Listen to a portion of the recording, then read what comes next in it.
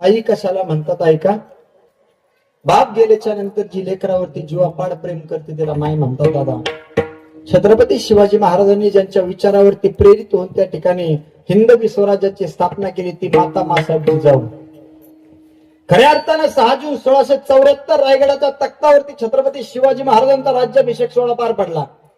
32 मन सोन्याच्या सिंहासनावरती माझा राजा विराजमान झाला. डोक्यामध्ये जिरेटोप आला. तमाम मराठ्यांचं राज्य स्वतःच्या तख्ताशी एकलीन झालं. वेळ संध्याकाळची आहे. मासाहेब जिजाऊ स्वतःच्या महालाकडे निघून गेल्या. छत्रपती शिवाजी महाराज त्यांच्या पाठीमागून गेले. दरवाजा ढकलला गेला.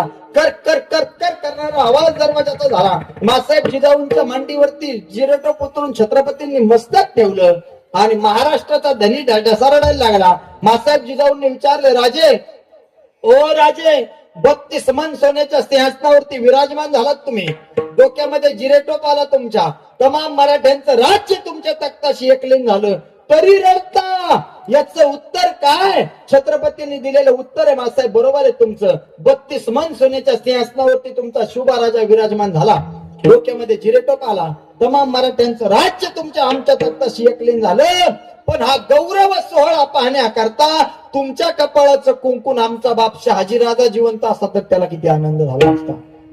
दादा, पुत्राच्या विजय पिता संतोषत जाय म्हणतात ते या गोष्टीला. मग कधीतरी शिवनीतीचा अभ्यास करताना महाराज आपल्या असं लक्षात येतं, जर ती माय त्या टायमाला जर हयात नसते तर छत्रपती तरी कोणच्या मांडीवरती मस्त ठेवून रडले असते.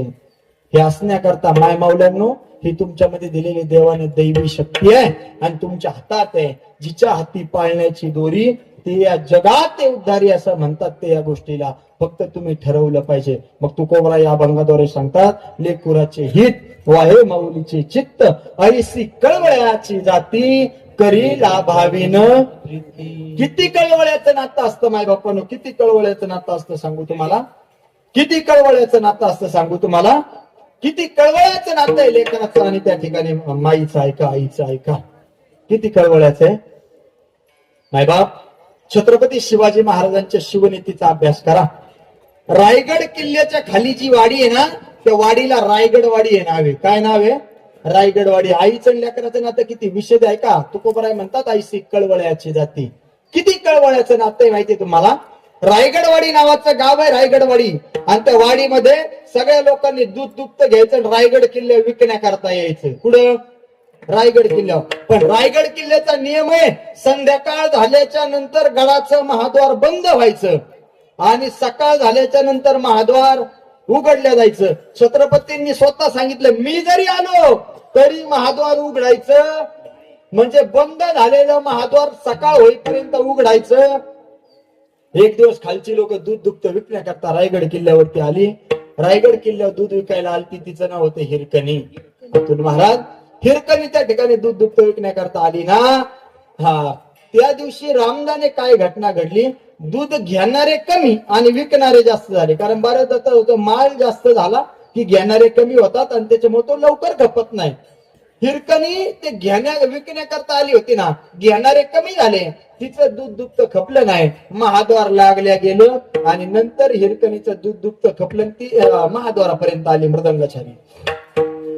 महाद्वार पूर्णपणे लागलेलं होतं. ती पहारे करायला गायावाया करायला लागली. आईसी कळवळ्याची जाती सांगायचे मला ऐका.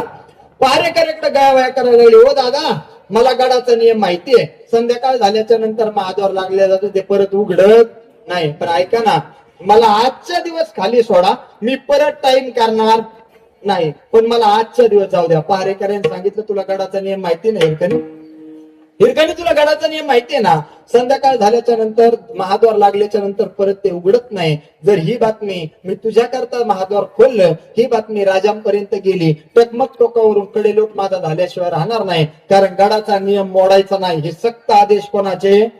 छत्रपतींचे. गायावाया करायला लागली हिरकणी, गडाबडा लोळायला लागली हिरकणी. हो, मला तशी काय गडबड नव्हती खाली जायची बरं का पहारेकरी दादा, पण माझं 7 महिन्याचं तान लेकरू खाली. किती महिन्याचं लेकरू खाली आहे? 7च महिन्याचं येते आणि ते तान आहे आणि ते खाली आहे. त्याच्याकरता मला जाऊ दे ना, मी परत अशी अवहेलना प्रतारणा करणार नाही.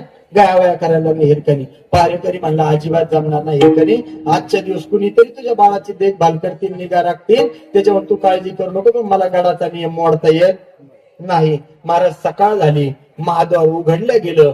पहारेकऱ्याला पक्क माहिती होतं खाली जाणारी पहिली कोण असायला पाहिजे होती. ज्या आरती ती रात्रभर एवढी गायावाया करीत होती, रात्री महाद्वार उघडा म्हणून सांगत होती, त्या आरती खाली जाणारी पहिली कोण असायला पाहिजे होती. हिरकणी. सकाळ झाल्याच्या नंतर महाद्वार उघडले, हिरकणी नव्हती ना महाराज. त्यानं सबंध रायगड किल्ला त्या ठिकाणी ढोंडाळला, पण त्याला हिरकणी दिसली नाही. बातमी राजांपर्यंत गेली, राजे हिरकणी नावाची महिला खाली जायची म्हणून गायावाया करत होती. मी नाही सोडलं राजे, पण माझ्या व्यतिरिक्त कोणीतरी सोडलं असावं, ती खाली गेली असावी. ज्या अर्थी ती आता गडाव दिसत नाही, त्या अर्थी ती नक्कीच पुढे गेली असावी खाली. आणि ज्या वेळेस हिरोजी इंदलकरांना रायगड किल्ला बांधला, त्यावेळेस त्यानं सांगितलं होतं, खालीहून वरती यायचं असेल त्याचं नाव आहे, तिचं नाव आहे हवा, आणि वरून खाली जाणार असेल त्याचं नाव आहे पाणी. मोगल कुठूनच येऊ शकत नाही. मग ऐका ना राजे, कुणीतरी माझ्या नकळत सोडलं आणि हिरकणी खाली गेली. 4 जण सांगावा धाडला हिरकणी पर्यंत, जा हिरकणीला वरती घेऊन या. डोलीमध्ये हिरकणीला आणण्यात आलं. राजांनी समोर विचारलं, हिरकणी रात्री फार गाया करत होती. हो राजे करत होते. कशा करता करत होते. माझं 7 महिन्याचं लेकरू नाही खाली म्हणून गाया करत होते, मला जायचं होतं. या पहारेकऱ्यापाशी गाया करत होती. हो राजे यांच्याच पाशी करत होते. मग ह्या पहारेकऱ्याने तुला खाली सोडलं नाही, याचा अर्थ नक्कीच दुसऱ्या पहारेकऱ्याने तुला खाली सोडलं. मग सांग तुला कोणत्या पहारेकऱ्यानं खाली सोडलं. हिरकणीने उत्तर दिलं, राजे आपले सगळे मावळे चांगले आहेत. ते काय 2025-26 चे पंचायत समिती झेडपीचे मतदार थोडेच. इकडून 2000 घ्या, तिकडे मतदान ठोका, तिकडून 2000 घ्या, इकडे मतदान ठोका. नाही जमलं तर दोन्ही पॅनलचे घ्या, मतदानाच्या दिवशी गावाला निघून जा. असे मावळे का आपले?